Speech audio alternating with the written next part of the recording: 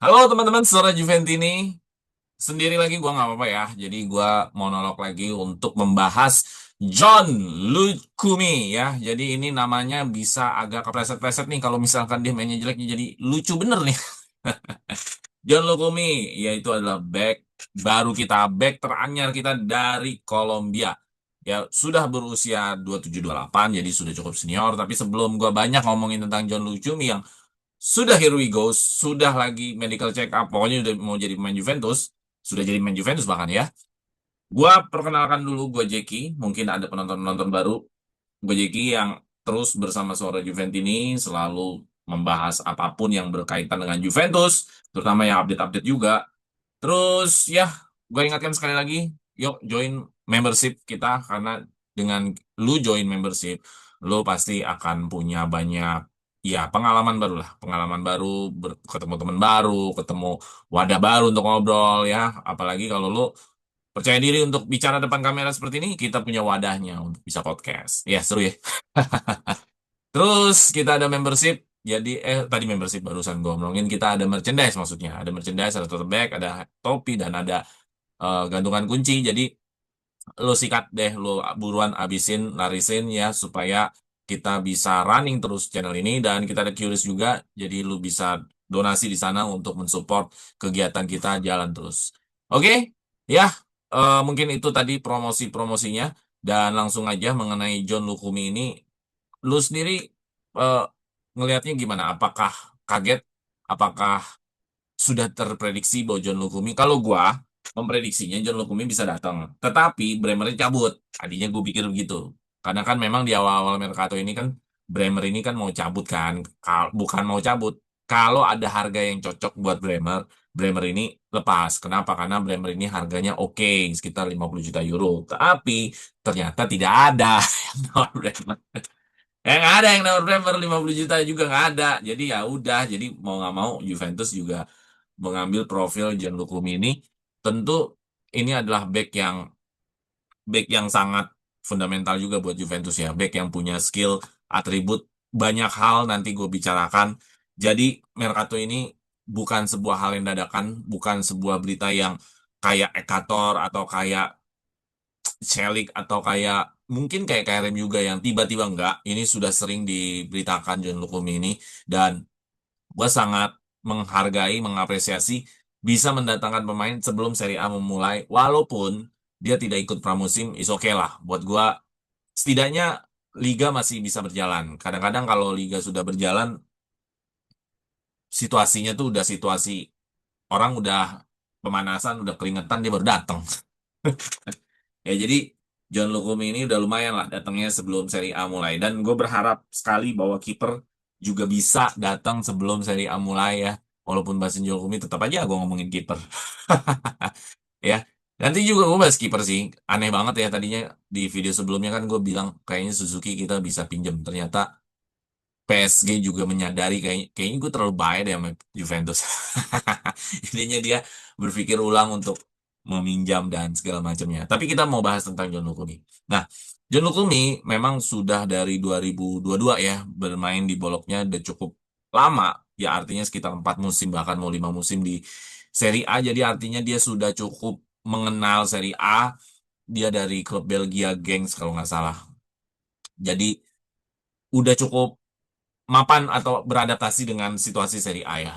Terus juga kita mendatangkan dia dengan profil yang tidak mahal dan cukup lah 20 juta euro, gaji dia 2,5 juta euro. Jadi ini sebuah deal yang sangat bagus sekali ya buat buat kita mendapatkan John Lukumi dengan tidak terlalu mahal. Kenapa Bologna mau ngasih harga murah? Karena sisa kontraknya juga tidak lama lagi nih John Lukumi di Bologna. Kalau si John Lukuminya tidak mau mengextend kontrak, takutnya Bologna free transfer. Nah, jadi mendingan ya udah deh lepas dulu.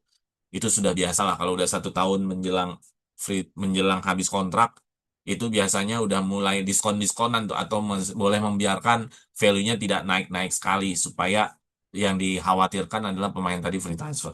Nah, sekarang kita masuk mengenai John Lukuminya itu sendiri selain tadi informasi mengenai transfer. John Lukumi di sini nanti dia adalah seorang center back yang berkaki kiri ya. Tetapi sebelum gue ngomongin John Lukumi, gue ingin ngasih tahu bahwa Gua kalau ngomongin center back atau mau ngomongin unit pertahanan, gue punya 4 hal yang harus gua gua harapkan atau objektifnya ada 4 hal, ya. 4 hal itu apa sih? Karena kalau tidak ada 4 hal ini, menurut gua seorang defensif akan ada cacatnya atau ada kurangnya, ya. Jadi 4 hal ini harus ada, istilahnya prinsip-prinsip mengenai unit pertahanan. Atau unit pertahanan itu buat gua adalah center back, full back, dan kiper. Itu adalah satu unit pertahanan. Dia tidak bisa berdiri sendiri kalau ngomongin pertahanan. Kenapa tidak bisa berdiri sendiri? Contoh, tarik offset. Tarik offset nggak bisa lu yang hanya mengerti. Yang mengerti harus sejajar. Iya dong. Kalau misalkan lo tarik offset, temen lu nggak narik offset, ya kira-kira berhasil nggak tarik offsetnya? Nggak kan. Nah, jadi itulah yang dinamakan unit, gitu loh. Belum lagi komunikasi sama kiper. Bagaimana kiper harus keluar sarangnya. Nah, itu kan adalah komunikasi. Gimana biar kiper tidak tabrakan sama center back dalam keluar sarang, dalam mengambil bola. Itu juga komunikasi. Itulah makanya gue bilang kalau center back lo nggak bisa jago sendiri sebenarnya. Lo harus bermain sebagai unit. Berbeda dengan penyerang. Kadang lo bisa main sendiri. Kadang ada pelatih yang membiarkan kreativitas lu keluar sendiri tanpa harus satu unit lini serang lain bagus. Lu sendiri main gocek-gocek asal mampu, silakan. Nah, di pertahanan nggak bisa. Lu hanya jago sendiri, lu juga harus bermain sebagai tim. Nah, 4 hal yang harus gua sampaikan dan gua harapkan, yang pertama adalah keamanan, yang kedua adalah pertahanan, yang ketiga adalah progresi, yang keempat adalah adaptasi dan mobilitas, ya. Jadi yang pertama itu adalah keamanan, kedua adalah pertahanan, yang ketiga adalah progresi, yang keempat adalah adaptasi dan mobilitas. Objektif ini gue pikir bisa meliputi semua atribut atau skill set atau kemampuan atau kekurangan dari Lukumi nanti yang lagi sedang kita bahas ini. Kenapa? Karena kalau gua tidak membahas 4 hal ini, gue pikir kita nggak bakal bisa banyak hal yang kita bisa dapat dari tentang siapakah ini pemain. Jadi gue ingin mengenal 4 pemain ini dari 4 hal ini, yaitu keamanan, pertahanan, progresi, dan adaptasi atau mobilitas. Ya. Jadi ngomongin pertama, ngomongin keamanan. Loh, kok ada keamanan sih? Emang ngomongin ini mau jadi bek apa mau jadi tentara? Ya, jadi gini teman-teman. Apapun yang terjadi dalam sebuah tim, yang paling dasar adalah kita tidak kebobolan, ya. Bukan berarti kita mau main defense, enggak. Karena kebobolan adalah sebuah kerugian. Karena kebobolan itu menyebabkan kita bisa punya potensi kalah, walaupun tidak kalah. Nah, jadi keamanan adalah bagaimana jangan pernah mengasih lawan gol gratis. Jangan pernah kita membuat kesalahan yang menyebabkan kita kebobolan. Jangan pernah kita blunder. Jangan pernah kita apa namanya eh nggak fokus. Jadi keamanan itu seberapa banyak kesalahan yang kita buat terhadap lini pertahanan ini. Jadi kalau misalkan lu jago nih, katakanlah lu jago lah sebagai back. Lu kan pasti kalau nonton seorang back, lu seneng dia tackle, lu seneng dia dia duel, lu seneng dia bisa membantu serangan. Tetapi dia sering bikin blunder. Lama-lama itu enggak. Gue yakin lama-lama back itu tidak akan dianggap jago. Kita ada nggak contohnya? Ada, tapi kan back keeper. Ya kan? Mungkin skill set di Gray yang terbaik karena dia pernah menjadi kiper terbaik Serie A. Tapi dia sering blunder. Keamanan Juventus rapuh sekali terhadap kebobolan, terhadap pemberian gol gratis kepada lawan. Jadi, sekuat apapun, kalau kitanya sendiri yang bikin kesalahan, itu nonsens. Betul. Jadi, lu misalkan ngelihat, katakanlah kita melihat dulu ada Bonucci, Barzagli, Chiellini. Kalau mereka sering sering sering sekali blunder ya, sering sekali blunder, lama-lama mereka juga nggak jadi legend. Even misalkan Bonucci punya long pass yang bagus, even Chiellini mainnya keras, even Barzagli mobilitasnya bagus. Tetapi kalau mereka setiap setiap 2 kali pertandingan blunder, 3 kali pertandingan blunder, 3 kali pertandingan blunder, blunder, blunder. Lama-lama orang mengerti dia ini back blunder. Even dia bagus skillnya, kalau blunder nggak aman. Jadi kata blunder itu tidak bisa diartikan begini. Namanya manusia banyak, ya namanya manusia tempat salah dan lupa. Nggak bisa. Contoh gini deh, coba lo kerja di pekerjaan lo sekarang. Bisa nggak lo ngomong sama bos lo? Berkali-kali lu bikin blunder dan lu ngasih tahu alasan. Ya namanya manusia kan tempat salah dan lupa. Ya sekali mungkin bisa diterima. Dua kali kok gitu. Tiga kali warning. Empat kali ya kayaknya lu nggak gajian lagi bulan depan kan gitu. Begitu juga lu misalkan usaha dengan klien lu. Dengan dengan apa namanya customer lu. Sekali oke, dua kali ya hati-hati. Tiga kali udah warning. Empat kali mereka cabut dari lu kan gitu. Ya jadi artinya lini pertahanan, even fullback, even center back, even keeper, lo harus zero mistake. Sebenarnya begitu. Walaupun itu sulit. Gitu. Jadi yang pertama adalah keamanan. Keamanan kita jangan sampai kita punya pertahanan yang menyebabkan kita sendiri yang rusak, kita sendiri yang lapuk, kita sendiri yang kebobolan. Jadi jangan sampai kita kebobolan bukan karena tim lain jago, tapi karena emang kita nyajing double gitu loh maksudnya. Ya jadi itu ngomongin keamanan, yaitu adalah zero mistake. Apakah memungkinkan? Ya sulit, tapi arahnya ke sana. Yang penting kan prinsipnya adalah kita harus safety first. Jadi bagi gua adalah itu, safety first. Yang kedua adalah pertahanan, memenangkan duel, membaca pertandingan. Berarti ini out of the defense, tackle, duel udara, intercept, segala sesuatu yang kaitannya defensif. Ini pertahanan. Jadi ketika lu sudah memastikan diri lu tidak bikin blunder, atribut skill set lu harus tinggi, gitu loh. Jadi buat gua adalah lu jangan bikin kesalahan dulu, baru kita ngomongin skill set. Ya namanya pertahanan. Ini penting. Jadi buat gue bukan skill set dulu penting, tapi adalah yang penting adalah lu tidak bikin kesalahan dulu. Buat gue sepertinya seperti itu. Ya, banyak back-back Juventus kalau lu ingat mungkin atau beberapa ya back Juventus yang sering sering misal yang panjang bersama Juventus, tapi kalau ngomongin skill set kayaknya nggak nggak bagus-bagus amat. Ya mungkin salah satu alasannya adalah tadi dia tidak banyak bikin kesalahan. Mungkin yang pernah gue ingat adalah Padoin ya. Padoin kan panjang sekali dengan Juventus, tetapi dia tidak pernah bikin blunder yang parah apa segala macam. Jadi walaupun skill setnya tidak seperti Bonucci, Barzagli, tetapi ketika ada pemain yang jarang bikin kesalahan, itu adalah salah satu keuntungan juga, salah satu kelebihan juga. Ya, ketiga adalah progresi. Progresi adalah bagaimana seorang pemain membawa bola, memberikan bantuan serangan, terus memberikan kayak overlap atau hal-hal yang berkaitan dengan membantu serangan ya, progresi bagaimana bukan hanya bermain di sarangnya saja, tapi bisa keluar dari sarang. Terus juga adaptasi dan mobilitas. Adaptasi dan mobilitas itu maksudnya gini, Juventus kan pelatihnya nggak bisa kayak Alex Ferguson gitu yang 10 tahun, 15 tahun, 20 tahun nggak bisa. Mungkin 2 musim, 3 musim berganti, 2 musim, 3 musim berganti. Atau mungkin dalam satu pelatih dia bisa banyak sekali formasi, banyak sekali skema, banyak sekali karakter. Jadi seorang pemain back itu juga harus bisa ketika disuruh 3 back, 4 back.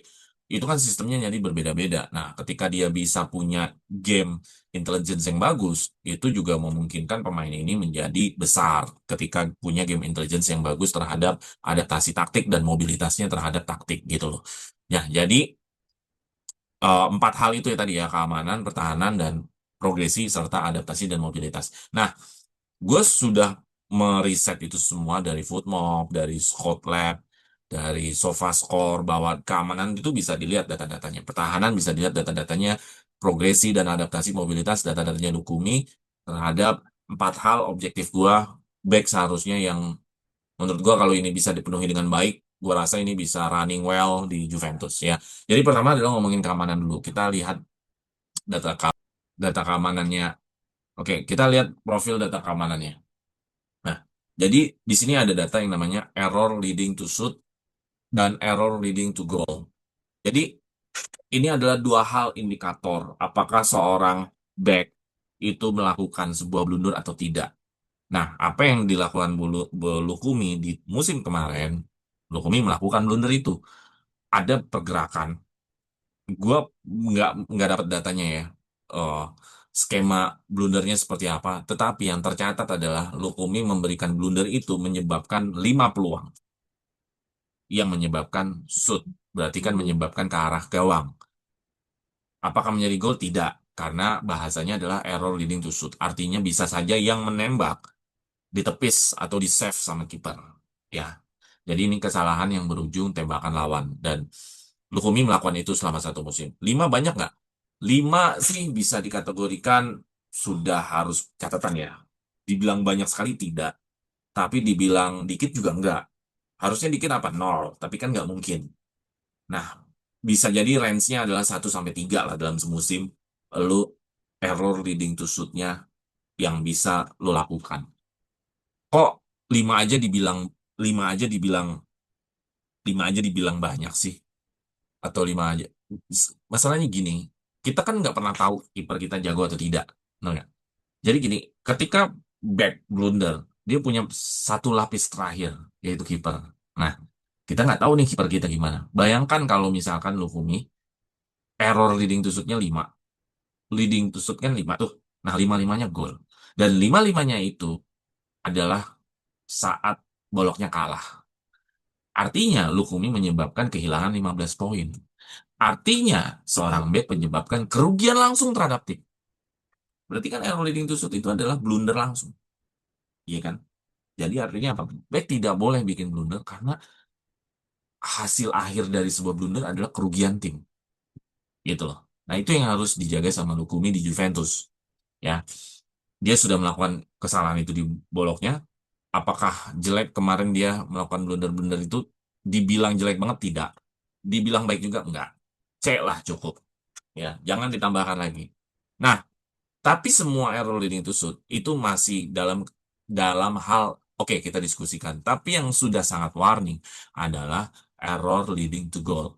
Jadi kesalahan yang berujung gol lawan dan itu memang ada datanya. Di musim kemarin Lukumi di Serie A menyebabkan 1 gol. Apakah gol itu menyebabkan boloknya kalah atau tidak, apa menyebabkan atau tetap masih menang? Gua belum sampai ke segitu. Tetapi blunder yang menyebabkan kita menjadi gol itu adalah sebuah kesalahan yang sangat fatal. Karena gol, kebobolan adalah sebuah kerugian. Kenapa dibilang kerugian? Karena itu bisa menyebabkan kekalahan. Iya, kalau misalkan kebobolan masih bisa dikejar. Kalau tidak bisa dikejar gimana? Berarti kan menyebabkan kerugian. Gitu loh. Artinya, kekalahan kita disebabkan bukan karena tim lawan jago, tapi karena errornya kita sendiri. Juventus ada, kiper lu. Noh. Iya kan? Gitu loh. Ya, itu sudah merah. Jadi, tadi error leading to shoot, blunder yang menyebabkan pemain lawan itu bisa ngesut kita. Tapi Lukumi juga melakukan blunder yang menyebabkan eh, kebobolan boloknya. Blundernya seperti apa? Memang datanya belum sampai situ. Blunder itu bisa kontrol lu jelek, bisa passing lu jelek, bisa lu meninggalkan ruang kosong, bisa lu kerebut, macam-macam. Tetapi data Lukumi menyebabkan 1 gol dari kebobolan. Apakah itu bagus atau jelek? Bagi gua, error leading to shoot mau itu 10, 20, gue tutup mata. Tapi kalau error leading to goal masih ada, itu tetap bahaya. Jadi kalau blunder menyebabkan hanya shoot, selama nggak kebobolan ya udahlah bikin deg-degan doang, istilahnya begitu. Tapi kalau lu bikin kesalahan tiba-tiba bisa bikin gol, ya selamat deh. Nah, jadi mudah-mudahan dibikin nol, zero mistake. Lukumi di Juventus tidak membuat blunder yang menyebabkan gol. Red cardnya ini luar biasa ya, bersih. Ya, red card ini juga buat kerugian kita di boloknya bersih. Berarti ini orang mainnya smooth banget. Mungkin ini salah satu alasan dibeli sama Juventus, mainnya keras tapi lu nggak kartu merah. Betul dong. Kartu merah adalah kerugian lawan. Kita ngomongin keamanan, berarti ngomongin keamanan apa yang menyebabkan kerugian. Dispose. Dispose adalah kehilangan bola saat dribble. Jadi ya ketika lu lagi bawa bola, ya lu direbut. Tapi belum tentu itu blunder karena mungkin membawa bola lu udah di area tengah atau di area yang depan. Terus dribble pass per game. Jadi Lukumi ini ada data mengatakan bahwa Lukumi salah satu back yang sulit untuk dilewati. Datanya adalah dribble pass per game itu 0,5. Artinya kalau satu berarti Lukumi setiap game sekali dilewatin sama lawan. Ini datanya satu pun tidak. Jadi artinya benar-benar susahnya orang dilewatin lawan. Jadi hmm, oke banget sih. Terus akurasi di area sendiri, jadi main back passnya masih aman 94%, tidak ada yang ngaco-ngaco. Berarti blundernya dia bukan karena back pass, bisa jadi karena bengong atau karena ruang kosong. Karena data back passnya masih aman. Interceptnya juga aman, di interceptnya juga aman, tidak menyebabkan kerugian dan recovery-nya juga aman. Jadi data keamanannya si Lucumi dalam hal ini gue pikir masih C plus lah. C plus. Ya karena gue melihat di error leading to goal itu harusnya nol. Bisa nggak sih bikin nol? Harusnya bisa. Kalau error leading to shoot, gue tutup mata, lu mau 15, mau 20, silakan lah. Berarti tinggal bicara kiper kita jago apa tidak. Tapi kalau misalkan error leading to goal masih ada, itu kayaknya masih deg-degan aja bawaannya. Gitu loh. Ya. Jadi fondasi keamanannya cukup baik Lukumi ini, tapi ya masih ada momen error dan itu masih menjadi catatan. Ya, ya memang kita membeli dengan 20 juta euro sesuai dengan harga, bos. Ya kalau lo mau barang bagus ya jangan 20 juta euro lah. Ya masa lu mau barang bagus harganya 20 juta euro. Tapi kalau dia akhirnya menjadi bagus di bolongnya ya mantep gitu. Tapi kalau misalkan melihat data seperti ini ya wajar. Dia 20 juta euro kan gitu aja. Nah, kita lanjut ke pertahanan bahwa data-data pertahanan lebih banyak data-data mengenai skill set ya. Mengenai duelnya dia sangat duelnya itu sangat kalau datanya 1,87 dia selalu banyak menang duel. Terus interceptnya juga cukup sangat kuat juga. Interceptnya juga kuat, tackle-nya juga kuat. Dan dari semua tackle, duel, intercept, ada yang lebih lebih sangat kuat lagi menurut data SofaScore, yaitu adalah recovery. Nah, recovery ini ternyata dia bagus ya. Recovery itu maksudnya gimana sih? Jadi, kalau ada temen lo yang passing salah, ada temen lo yang kontrolnya bisa direbut, ada temen lo yang bengong bisa direbut, ada temen lo yang lewatin lawan bolanya kagak bisa direbut, atau bolanya kerebut, Lukumi langsung bisa membackup, merebut bola itu lagi untuk tetap possessionnya ada di kita. Nah, itu tuh gitu tuh. Jadi ketika ada temen lo yang error, atau lo sendiri yang error, ya jadi yang error itu bisa Lukumi, bisa temen lo. Temen lo yang error, atau Lukumi yang error dalam membawa bola, dalam passing, dalam kontrol, dalam hal apapun, dan itu bola pindah ke pemain lawan, lu bisa langsung rebut itu kembali. Nah, ternyata recovery-nya cakep. Mungkin ini salah satu alasan Spalletti menginginkan dia. Kenapa? Supaya bola terus berada di pihak kita. Gue melihat bahwa di musim depan Spalletti rasa-rasanya malah lebih ingin banyak position lebih tinggi lagi nih. Dengan pemain seperti Lukumi yang menginginkan recovery-nya itu sangat cepat, ya gue pikir ya posisinya akan lebih tinggi lagi. Ini sangat kuat sekali dia di recovery. Terus untuk duel, ya ini menarik ya. Duel udaranya dia menurut data sih nggak bagus-bagus amat. Cukup. Dibilang jelek nggak, dibilang bagus nggak. Padahal dia tinggi ya. Jadi ini menarik ya. Tetapi buat gua nggak masalah. Areal duelnya dia nggak terlalu baik karena kita sudah punya Bremer sebenarnya. Ya kan. Terus untuk masalah clearance, clearance itu dia nggak terlalu sigap untuk langsung membuang bola. Mungkin dia lebih senang kontrol dulu. Jadi kalau untuk based on basic-basic skill setnya tackle, duel, intercept, eh, recovery apalagi yang lebih bagus. Itu udah cukup, udah sangat bagus lah, udah bagus lah. Jadi udah sangat bagus. Menurut gua nggak ada masalah lagi dalam hal-hal skill set ya. Kalau ada kekurangan dalam hal duel udara atau hal clearance ya udahlah, itu hanya sisa-sisa skill set yang belum bisa dipenuhi sama Lukumi semua. Ingat sekali lagi ini harganya 20 juta euro, bos. Jadi kalau lo mau dia sempurna, ya harganya jangan 20 juta euro. Mungkin lo harus cari back yang harganya 60 juta sampai 80 juta euro, kan gitu. Jadi ya kalau ada tidak-tidak sempurnanya ya wajar. Salah satunya di skill set dia yang tidak sempurnanya adalah ternyata real duel dia tidak terlalu baik-baik amat. Clearance dia ternyata nggak sigap-sigap amat. Jadi kalau ada bola gantung, mungkin dia lebih seneng diduelin dulu daripada dibuang kali. Nah ini agak ngeri-ngeri sedap nih kalau nanti ada situasi-situasi kayak gitu. Ya itu ngomongin pertahanan ya. Terus ngomongin bagaimana progresi, yaitu membawa bola dan mengalirkannya keluar dari tekanan. Jadi kalau ngomongin kuat, jadi Lukumi ini termasuk pemain yang suka passing. Jadi progresif passnya juga cukup tinggi. Jadi bagaimana bola bisa mengalir ke arah depan. Ingat, progresi itu tidak selalu mengalir ke depan, mengalirkan bola ke area berbahaya. Karena kalau ke depan, depan lo, misalkan lo di depan kotak penalti lo passing ke depan lo tuh nggak ada yang jaga. Ya itu namanya bukan progresi lah. Itu namanya cuma umpan vertikal aja. Jadi yang dimaksud progresi bagaimana passing lo menyebabkan struktur lawan itu bisa berubah, struktur lawan itu bergerak. Pemain kita punya peluang. Nah, itu adalah progresi. Jadi progresi-progresi yang sifatnya passing-passing yang sifatnya bisa ke tempat yang area berbahaya. Ya. Terus dia juga punya carriers yang bagus.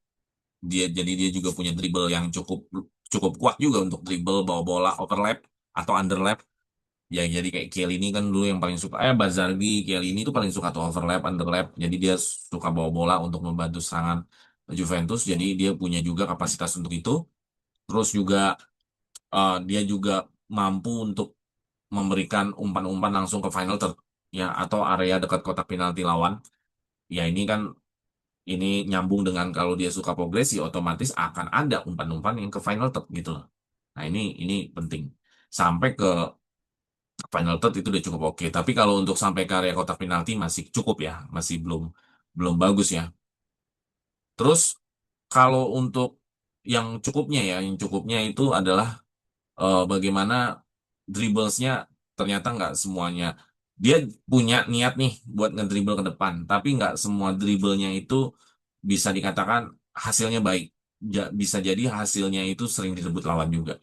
Jadi usaha dianya bagus, tetapi skill setnya yang kurang menunjang. Gitu loh. Nah, gitulah. Tetapi kalau hal-hal yang berkaitan sama passing, ini Lukumi bagus ya. Entah itu passing long pass atau passing progresi, passing dia tuh bisa sampai 87% sampai 90%. Jadi tadi yang gue bilang bahwa mungkin Lukumi ini menjadi salah satu elemen untuk Juventus bermain possession, bermain menguasai bola. Karena datanya mendukung untuk bermain menguasai bola. Recovery-nya bagus, passing-nya cukup bagus. Jadi nggak ada lagi alasan yang mengatakan selain arahnya menuju bagaimana bermain possession. Spalletti mungkin menginginkan possession lebih banyak terhadap si Lukumi ini. Nah, terakhir adalah mengenai adaptasi dan mobilitas ya. Maksudnya mobilitasnya gimana? Mobilitasnya, Lukumi ini pemain yang nggak cuma bermain di posisi top. Dia juga bisa membantu ke area depan, kadang-kadang overlap segala macam. Itu terdata dari kilometer yang ditempuh oleh Lukumi di setiap pertandingan. Jadi dia bisa menyusuri area-area yang memang bisa jadi mobilitasnya ya kan, area back kiri, area tengah kiri, bisa sampai ke depan, tengah, depan. Jadi nggak pergerakannya tuh nggak statis di situ-situ aja. Jadi pergerakannya sangat mobile sekali.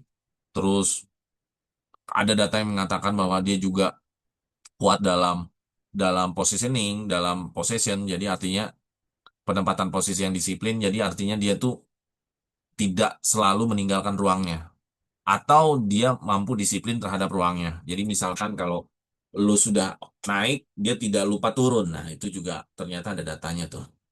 Dan juga Lukumi juga mampu bisa main berbanyak di multi position, beradaptasi di posisi-posisi lain, bisa main di back kiri, bisa main di back tengah ya tentu ya. Itu lumayan cukup bisa dinilai bahwa seseorang tidak terpaku dalam satu satu satu apa namanya satu posisi. Nah, itu penting juga. Jadi adaptasi dan mobilitas bagaimana pergerakan Lukumi selama bermain. Entah dia rutin berbantu serangan, entah dia terus menjaga ruangnya agar tidak kosong dan cepat kembali ke ruangnya dan itu salah satu adaptasi dan mobilitas yang dilakukan Lukumi di Bologna dan semoga itu bisa ditingkatkan karena Spalletti kan dia punya teori yang namanya relational football. Relational football itu maksudnya adalah pergerakan pemain itu tergantung temen lu, dia bergerak kemana, tergantung bola ada di mana, tergantung musuh ada di mana. Jadi ada sepak bola situasional. Ah, ribet ya? Nggak ribet sih. Itu sih menurut gua sebuah sepak bola yang harus dikelola secara tim. Jadi mainnya itu harus secara tim dan lu harus punya kecerdasan membaca permainan cukup tinggi untuk bermain yang diinginkan Spalletti yang namanya relational football. Banyak artikel dia tentang relational football. Singkatnya itu tadi, salah satunya adalah bagaimana pemain membaca situasi diri dia, teman dia, bola, dan musuh. Kalau untuk masalah keamanan, masih aman dalam sirkulasi, dalam menjaga bola. Tadi kan dibilang back pass masih oke, tapi masih ada celah. Celahnya dalam arti kata, ya dia masih punya kemungkinan untuk bikin blunder. Ya, tentu ya zero mistake kan adalah tujuan harapan. Tetapi untuk bisa sampai ke sana, gua rasa nggak ada pemain yang bisa benar-benar nol. Tapi bukan berarti kita nggak mau ke arah sana kan gitu aja ya. Pertahanan skillnya cukup aktif dan recovery-nya cukup kuat sekali. Jadi untuk atribut-atribut defense sudah cukup lah untuk bermain di Juventus. Tinggal dikuatkan lagi untuk masalah aerial duelnya, tinggal dikuatkan lagi untuk masalah Apalah tadi tuh selain Ariel Duel ya. Terus juga pemain ini kesimpulannya juga mampu bermain secara build up, mampu bermain secara possession, mampu bermain banyak dengan bola, kuat dalam build up juga, mobilitasnya tinggi, dan siap di berbagai posisi juga. Jadi ini sebuah paket yang sudah cukup lengkap, cuman memang belum sangat perfect ya. Dan gua rasa ini bisa langsung digunakan, maksudnya udah matang langsung digunakan sama Spalletti menjadi pemain inti, bukan lagi hanya sekedar bermain cadangan ya. Jadi kita akan lihat apakah memang langsung menjadi pemain inti dan di pairing dengan Bremer, ataukah memang ataukah memang hmm, cadangan nih. Tapi ya gue sanksi ya, kayaknya nggak mungkin cadangan, kayaknya pasti akan bermain sebagai inti, akan di pairing dengan Bremer. Dan gue pikir Bremer sama Lukumi kan sama-sama orang Latin, mereka punya bahasa yang hampir mirip, budaya mirip, dan sama-sama perantauan. Gue rasa itu bisa membentuk chemistry ya, karena gue kasihan juga ya dengan Bremer ya. Bremer itu semenjak kedatangannya tidak punya pairing back yang benar-benar sejalan sama dia. Iya, waktu itu pernah sama Gatti, pernah sama siapa lagi, jadi hampir-hampir tidak punya pairing back yang sehati. Karena punya back atau punya duet yang sehati itu penting, karena bermain sebagai unit tadi yang seperti gue di depan. Makanya ada istilah BBC, itu kan ada istilah di mana bermain sudah seperti sebuah unit. Jadi menurut gua di pairing dengan Bremer bukan hanya sekedar tentang Bremer punya back, tapi bisa menjadikan sebuah satu unit yang kokoh ya, yang mengerti, yang saling mengisi, yang nantinya kalau sudah kompak tentu alhasil adalah zero mistake tadi lah. Gitulah kira-kira. Nah, jadi kesimpulan gue seperti itu. Menurut teman-teman seperti apa? Dia tetap aman dalam hal sirkulasi, main back pass juga masih aman. Cuman ya tetap ada catatan. Skill set pertahanannya udah oke. Dalam hal progresi, bantu build up juga oke. Mobilitasnya juga cukup oke. Jadi udah oke lah semua lah ya. Tinggal ngomongin kiper. Kiper lagi. Ya. Jadi kalau untuk Lukumi itu pembahasan dari sisi gua, dari apa yang udah gua riset. Itu dari sisi gua. Sekarang tinggal apakah nanti Spalletti beneran mempairing dia dengan Bremer? Gue berharap iya. Gue sangat berharap iya. Karena yang gue butuhkan adalah unit pertahanan. Bukan hanya sekedar pertahanan back, tapi unit pertahanan. Bermain sebagai sebuah unit.